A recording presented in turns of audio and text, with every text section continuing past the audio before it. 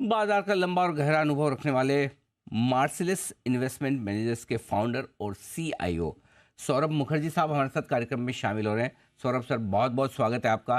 धन्यवाद हमें समय देने के लिए। सबसे पहले सर बधाई स्वीकार करें, नया लाइफ हाई आपका बन चुका है बैंक निफ्टी पर। निफ्टी भी ज़्यादा दूर है नहीं। मूड माहौल और आपके चेहरे की मुस्कुराहट भी बता रही है कि आप बड़े प्रसन्न हैं।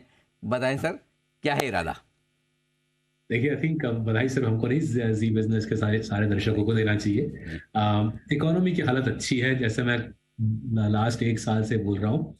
इस प्रकार की स्मूथ इकोनॉमिक ग्रोथ इंडिया में मेरे को 15 10 15 साल से नहीं दिखी है। और ये मद्देनजर ये रखते हैं कि 1.5 साल से इंटरेस्ट रेट्स ऊपर जा रहे हैं, उसके बावजूद इकोनॉमी की हालत अच्छी है। आई थिंक इसके ये अच्छा संकेत है FY 24 के लिए। मेरे ख्याल से जीडीपी ग्रोथ और अर्निंग्स ग्रोथ दोनों स्ट्रांग रहेंगे FY 24 में। और इसलिए जो हमारी सलाह हमारे क्लाइंट्स को रही है, मैं यूएस के दौरे से वापस आ रहा हूँ, वहाँ पे जो इंस्टीट्यूशन से मिला उनको जो हमारी सलाह थी कि इंडिया में जमकर निवेश करें, अच्छे कंपनीज में निवेश करें और इंडिया के प्रगति, इस देश की उन्नति का फायदा उठाएं। बिल्कुल ठीक बात है। तो अब बिल्कुल इकोनॉमिक ग्रोथ पर भरोसा है, इकोनॉमी की मजबूती पर भरोसा है। और सर, इकोनॉमी की ग्रोथ से आमतौर पर जो सबसे ज़्यादा जुड़ा होता है बैंकिंग सेक्टर होता है, सीधे सीधे उससे पता चलता है। बैंकिंग सेक्टर ने, बैंक निफ्टी ने आज लाइफ हाई बना भी दिया। और बैंक्स और रेट सेंसिटिव स्टॉक्स, चाहे ऑटो रियल इस्टेट ले लें, बड़े बुलिश दिख रहे हैं। सर जरा इस पर राय दें, क्या आउटलुक है, क्या करना चाहिए? देखिए, काफी दिलचस्प सिचुएशन है अनिल जी। रेट्स बढ़े हैं 1.5 साल से, उसके बावजूद सारे जो अच्छे बैंक्स हैं हमारे पोर्टफोलियो में, जैसे HDFC बैंक है, कोटक बैंक है, बजाज फाइनेंस है, चोलामंडलम है, एक्सिस बैंक है, ICICI बैंक है, ये सारे करीबन 20-25% से अपने लोन बुक को ग्रो कर रहे हैं। रिटर्न ऑन इक्विटी 18-19-20 के आसपास चल रही है। और ये काफी कमाल का सिचुएशन, ऑनेस्टली मैंने जिंदगी में कभी देखा नहीं है कि इंटरेस्ट रेट्स पूरा जमकर ऊपर चढ़ा है, फिर उसके बावजूद भी अच्छे लेंडर्स की हालत, उसकी बैलेंस शीट की हालत बहुत मजबूत है। और अगेन जैसे बोला था, अच्छा संकेत है, क्योंकि अगर अब अगले अगले 1.5-2 साल में अगर रेट्स नीचे की तरफ जाए तो बैंकिंग सिस्टम की हालत मेरे ख्याल से और मजबूत बनेगी। तो किसी भी इंडियन इन्वेस्टर के पोर्टफोलियो में काफी बड़ा योगदान रहना चाहिए अच्छे क्वालिटी लेंडर्स, बैंक्स और नॉन बैंक्स का। और एक छोटा सा डिस्क्लेमर दे देता हूँ, मेरे पोर्टफोलियोज में ये सारे स्टॉक हैं। मेरे माँ बाप मार्सलिस के क्लाइंट्स हैं, उनके पोर्टफोलियो में भी है। और हमारे जो 10,000 क्लाइंट्स हैं उनके पोर्टफोलियोज में भी हमने जमकर ये स्टॉक्स खरीदे हैं। सबसे ज़्यादा ओवरवेट आप अभी बैंक्स और रेट सेंसिटिव स्टॉक्स पर ही है?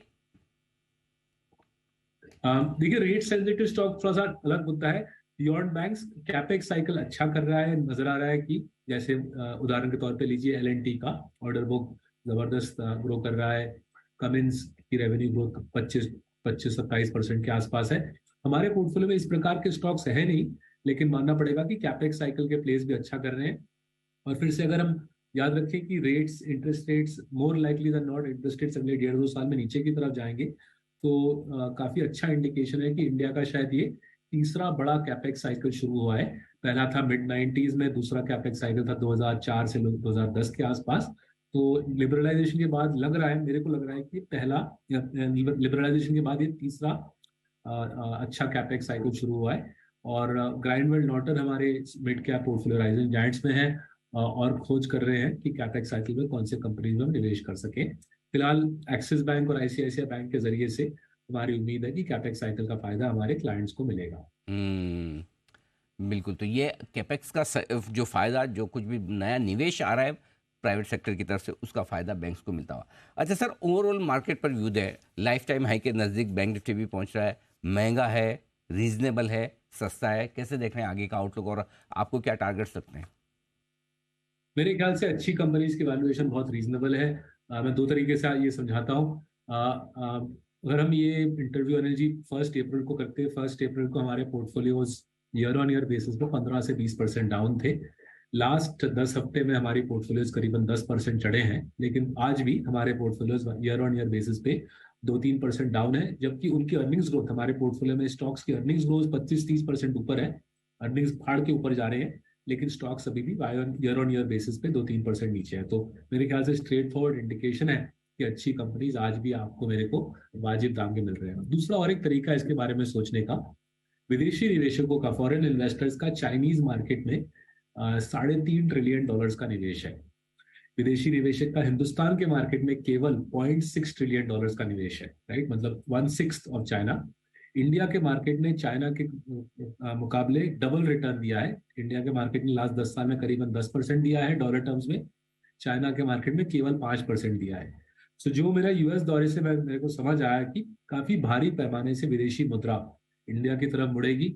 मानिए केवल 0.6 ट्रिलियन अगर चाइना से इंडिया मुड़ी, 0.6 ट्रिलियन केवल चाइना से इंडिया मुड़ी, विदेशी निवेशकों का इंडिया में निवेश मेरे ख्याल से अगले 3-4 साल में डबल हो जाएगा। अब उसका अंदाजा आप लगा सकते हो इंडेक्स के ऊपर क्या आएगा और अच्छे कंपनीज के शेयर प्राइस पे उसका इम्पैक्ट क्या आएगा। इसलिए मेरी जो सलाह है लोगों को कि डटकर निवेश करें अच्छे कंपनीज में। इकोनॉमी और मार्केट अगले 3-4 साल में आपको अच्छा कमा के देगी। बिल्कुल, तो बने रहें, डटे रहें, टिके रहें, अच्छी कंपनियां, अच्छे शेयर खरीदना ये आपके लिए रहेगा एकदम उचित। अच्छा सर, अब ग्लोबल मार्केट्स की भी एक बार बात की जाए। फाइनली थोड़ी अच्छी खबर आई है कि चलो कर्ज संकट जो चल रहा था, वहाँ पर सीमा जो बढ़नी थी, लिमिट बढ़नी थी, अब हो जाएगी। What next? अमेरिका से क्या अब आगे हमें देखना है सर? तो अगर हम यूएस इकोनॉमी को देखें, वहाँ पे हालत काफी इंटरेस्टिंग है एक्चुअली। इकोनॉमी फुल एम्प्लॉयमेंट पे चल रही है वहाँ पे, मतलब लेबर की भयंकर शॉर्टेज है। मैं देख रहा था कॉफी शॉप्स में कॉफी सर्व करने के लिए कोई नहीं है, एयरपोर्ट में बैगेज हैंडलर की शॉर्टेज है, तो भारी लेबर शॉर्टेज है। लास्ट 1.5 साल में फेडरल रिजर्व ने 4-4.5% इंटरेस्ट रेट बढ़ाई है, उसके बावजूद इकोनॉमी ग्रो कर रही है। जैसे कि सबको पता है लास्ट 3-4 महीने में काफी बड़े बैंक्स फटे हैं अमेरिका में, और उसकी वजह से मेरे ख्याल से फेडरल रिजर्व रेट हाइक ज्यादा करेगा नहीं आगे जाते हुए। तो अगर फेडरल रिजर्व की रेट हाइक साइकिल मोटा मोटी खत्म हो चुकी है, जो मेरा अंदाजा है कि वैसा हो चुका है, तो रेट्स अगले 1.5-2 साल में वहां पे नीचे की तरफ जाएंगे। यूएस का इकोनॉमी और एक्सपैंड करेगा, टेक सेक्टर में फिर से उछाल आएगी। सो यूएस का आउटलुक मेरे ख्याल से काफी पॉजिटिव है।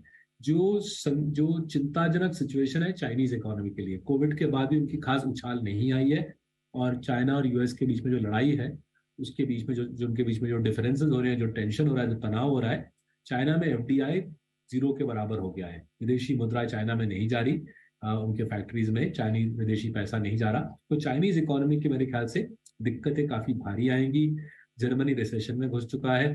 तो दुनिया में आज की डेट में 2 ही इंजन है, अमेरिका का रिकवरी और इंडिया का कमाल का इकोनॉमिक ग्रोथ।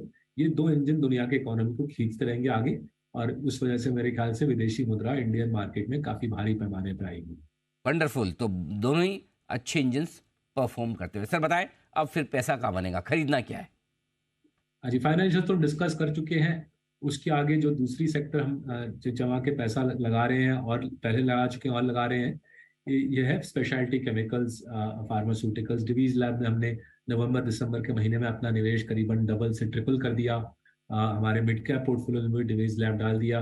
डिवीज लैब दुनिया का 5th लार्जेस्ट मैन्युफैक्चरर है एपीआई का, एक्टिव फार्मास्यूटिकल इंग्रेडिएंट, मतलब कि दवाई में जो चूरन होता है, दवाई में जो दमदार चीज होती है, वो डिवीज लैब बनाती है। जहां तक हमको समझ आ रहा है, दुनिया की जो बड़ी फार्मा कंपनीज हैं डिवीज लैब को जमकर बिजनेस देंगी अगले 2-3-4 साल में। अपने चाइना में डिपेंडेंस कम करेगी, डिवीज लैब पे डिपेंडेंस ज्यादा करेगी। इसलिए ये हमारे पोर्टफोलियो का काफी अहम हिस्सा है, लार्ज कैप में भी, मिड कैप में भी।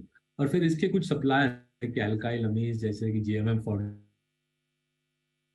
Alkyl amines, GM Pfaudler, speciality chemical वाली कंपनियां, एपीआई वाली फार्मा कंपनियां, ये सब पसंद है सौरभ सर को। सौरभ सर, बहुत बहुत धन्यवाद आपका, समय दिया आज आपने, और बाजार पर बेबाक राय अपनी रखी, और साथ ही निवेश के मौके भी हमारे दर्शकों के साथ शेयर किए। सौरभ